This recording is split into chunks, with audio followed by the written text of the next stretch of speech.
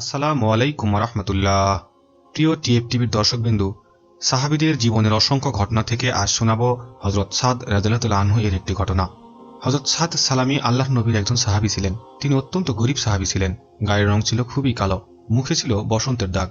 একদিন সাদ রাদিয়াল্লাহু আনহু রাসূল পাক সাল্লাল্লাহু আলাইহি ওয়াসাল্লামের দরবারে বসে কাঁদতেছিলেন। হুজুর সাল্লাল্লাহু আলাইহি ওয়াসাল্লাম তাকে কান্না করার কারণ জিজ্ঞেস করলেন। জবাবে সাদ রাদিয়াল্লাহু আনহু বলতে শুরু করলেন, ইয়া রাসূলুল্লাহ, আমি আপনার হাতে কলমা পড়ে মুসলমান হয়েছি 8 মাস হলো। এই 8 মাসে আমি মদিনার অলিতে গলিতে কত জায়গায় ঘুরলাম বিয়ের জন্য, কিন্তু আমি দেখতে অসুন্দর বলে কেউ আমাকে মেয়ে দেয় না।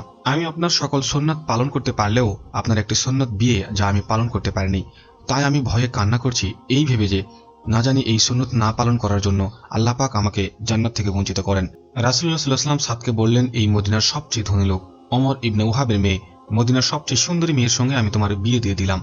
এখন তুমি ওমর ইবনে ওয়াহাবের বাড়িতে যাও এবং তাকে গিয়ে বলো আমি তার মেয়ের সাথে তোমার বিয়ে দিয়ে দিয়েছি। সাদ রাদিয়াল্লাহু আনহু ওমর ইবনে ওয়াহাবের বাড়িতে গেলেন এবং ওমর ইবনে ওয়াহাবকে সবকিছু খুলে বললেন।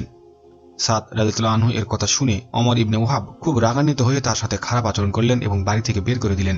এদিকে ওমর ইবনে ওয়াহাবের মেয়ে ঘরের ভেতর থেকে সবকিছু শুনতে পেলেন। যখন ওমর ইবনে ওয়াহাব ঘরের ভেতরে ঢুকলেন তখন তার মেয়ে তাকে জিজ্ঞেস করলেন, বাবা, তোমাকে এত বড় সাহস কে দিল যে রাসূল সাল্লাল্লাহু আলাইহি ওয়াসাল্লামের কথা অমান্য করলেন? আল্লাহ রাসূল আমার জন্য যে ছেলেকে পছন্দ করেছেন আমি তাকে স্বামী হিসেবে মেনে নিলাম। মেয়ের কথা শুনে ওমর ইবনে ওয়াহাব দৌড়ে রাসূল সাল্লাল্লাহু আলাইহি ওয়াসাল্লামের দরবারে গেলেন এবং রাসূল সাল্লাল্লাহু আলাইহি ওয়াসাল্লামের কাছে মাপ চাইলেন। প্রিয় নবী সাল্লাল্লাহু আলাইহি ওয়াসাল্লাম তাকে মাপ করে দিলেন আর সাদ রাদিয়াল্লাহু আনহু এর বিয়ের জন্য 600 দিরহাম মোহরানা ধার্য করলেন এবং বললেন, এখন তুমি তোমার স্ত্রীর কাছে যাও। কিন্তু সাদ রাদিয়াল্লাহু আনহু এত গরীব ছিল যে তার পক্ষে 600 দিরহাম জোগাড় করা সম্ভব ছিল না। তাই অন্যান্য সাহাবীরা মিলে সাদ রাদিয়াল্লাহু আনহুকে সাহায্য করলেন যাতে উনি ওনার স্ত্রীর মোহরানা আদায় করেও নতুন বিয়ের জন্য কিছু কেনাকাটা করতে পারেন। ওদিকে সাদ রাদিয়াল্লাহু আনহু বাজারে চলে গেলেন কেনাকাটা করার জন্য। যখন তিনি নতুন বইয়ের জন্য কেনাকাটা করতে দোকানে ঢুকলেন, হঠাৎ শুনতে পেলেন মদিনার বাজারে কে যেন জিহাদের ডাক দিচ্ছে। জিহাদের ডাক শুনে সাদ রাদিয়াল্লাহু আনহু ভাবলেন, আমি সাদ ফুলের বিছানায় বাসর ঘরে নতুন স্ত্রীর কাছে যাব নাকি আমি রাসূলের মহব্বতে জিহাদে যাব। তাই তিনি বিয়ের টাকা খরচ করে যুদ্ধের সরঞ্জাম ক্রয় করে জিহাদে চলে গেলেন। এদিকে যুদ্ধ শুরু হয়ে গেছে। সাদ রাদিয়াল্লাহু আনহু একের পর এক কাফিরদের হত্যা করে তিনি নিজেও শহীদ হলেন। এদিকে যুদ্ধ শেষ হলো। দূর হতে দেখা যায় কার যেন লাশ পড়ে আছে। রাসূল সাল্লাল্লাহু আলাইহি ওয়াসাল্লাম ও সাহাবীরা কাছে গিয়ে দেখলেন এই যে সাদের লাশ। মাথায় লোহার টুপি ভেঙে মগজ বের হয়ে গেছে আর জিহ্বা বের হয়ে আছে। সাদের চেহারার দিকে তাকিয়ে রাসূল সাল্লাল্লাহু আলাইহি ওয়াসাল্লাম কেঁদে দিলেন, আবার পরক্ষণে আকাশের দিকে তাকিয়ে হাসলেন এবং আবার আকাশ হতে বুক ফিরিয়ে নিলেন।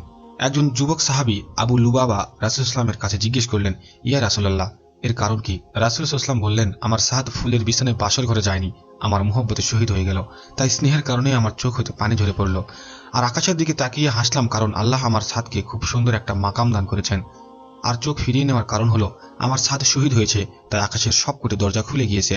বেহেশত হতে অসংখ্য হুর দৌড়ে আসতেছে যে কার আগে কে সাদকে কোলে নিবে। দৌড় দেওয়ার কারণে হুরদের সামনের পর্দা সরে যাচ্ছিল, যা দেখে আমি রাসূল সাল্লাল্লাহু আলাইহি ওয়াসাল্লাম লজ্জায় চোখ ফিরিয়ে নিলাম।